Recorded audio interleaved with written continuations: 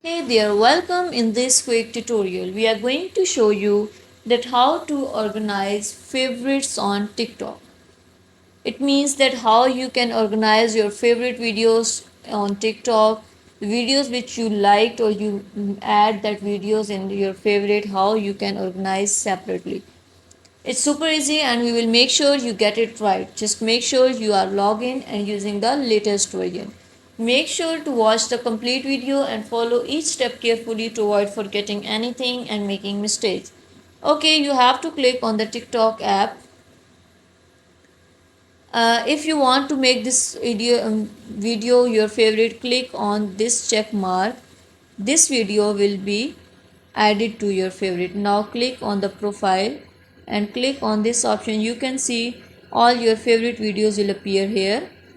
Select any of the video like this if you want to make, then click on this red mark again, click on manage and write name of, like I am going to write college, and collections made public will be shown on your profile and can be shared with friends. Click on save.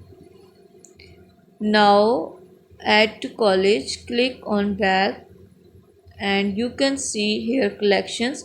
This video will be collected here.